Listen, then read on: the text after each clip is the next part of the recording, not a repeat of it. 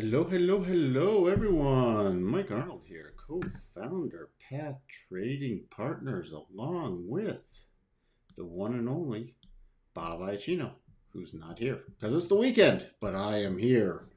I am here doing market prep, and yes, the stock market is closed tomorrow, but the futures market is open, started tonight at 5 p.m. Central Time.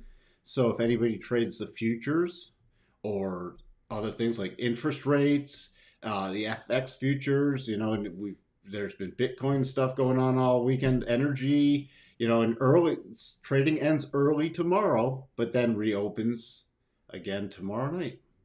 Okay, so you have to keep that in mind with your trading. So again, it closes uh, the equities close at 12 p.m. Central Time tomorrow in the futures, and then they reopen at 5. So it's really good. You can get these schedules if you want them off the CME group. You can just do CME group and search for their holiday schedules. And every time there's holidays coming up, you can download it. There's a big one and a small one, like a short one. This is a small one. I'd recommend downloading the small one unless you're into a ton of different markets, okay? But you can see if you're a lumber trader, I'm sorry, you're SOL tomorrow. You're SOL. If you're a livestock trader, you're SOL. So just keep that in mind. Let's see who is here on a Sunday afternoon. Hello, hello, hello, Options 22. Glad to have you. I am always impressed with the people who show up. And if you can't show up live, I understand it. The people who watch it on the replay, because that means you're dedicated to the markets. And, it's really good to get your prep in way ahead of time. Okay, so even, this gives you some time, even if you just trade the stocks, you get your futures view because the futures, the macro is going to drive the micro. So you got to get that macro in. All right. And then you can spend tomorrow going through, if you trade multiple stops, going through finding what's could be some good setups, but you already then can watch the futures tomorrow, sort of get a feel for what's going on, and then be fully prepped if you just trade the stocks on Tuesday. Good afternoon. Again, Jake, thank you. I am well. Good afternoon, Amit. Abraham, if by Tuesday Russia will still be out of Ukraine, market may shake off concerns. Yeah, and there could be another concern. I'm going to tell you something. When the market's trading like this, okay, when the market's trading like this, there's going to be concern after concern after concern. Why? Because let's take a look at the big picture. Here's the big picture market, and this is about to trigger another major sell signal. I follow a few different long-term systems, and more of them are triggering major sell signals. And you don't really want systems that trade or trigger too early because the market tends to go up. So these are systems that are conservative, that when they do trigger is pretty much a big event. And we're getting to those big events. Now, why I'm talking about that in terms of the news and what's going on is because when a market's rolling over, and look at this market. The last for this was the COVID crisis, but then we had a couple dips, but nothing major. And if you compare, this was pretty much just a relentless sell down. But this sell down, bounce. Oh, it's bouncing. Now what's happening? And everything, there's going to be things that flash across headlines for, oh, it's buy mode again. Oh, it's sell mode again. But the overall macro, we're getting into that bigger sell pattern. And so, and people are going to blame it. There's going to be a crisis. There's going to be this. There's going to be that. There's going to be whatever it is. And it's going to say, the market's selling off because of this. And it's going to be the day's headlines. And yes, the Russia-Ukraine thing, if it, if nothing really happens in the next few days, could it die down? Yeah. And then, what'll probably happen? Another thing will take its place. Because that's the thing with financial media is, that's why it's mostly garbage too.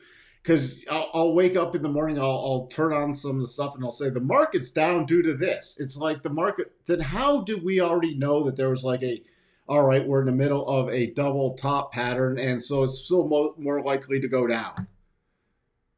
Because we have the probabilities in our favor. Now, just because it's going down, they'll find a reason it's going down. And if it's not Russia, Ukraine, and it's not COVID, and it's not Canada, and it's not Italy, and it's not whatever.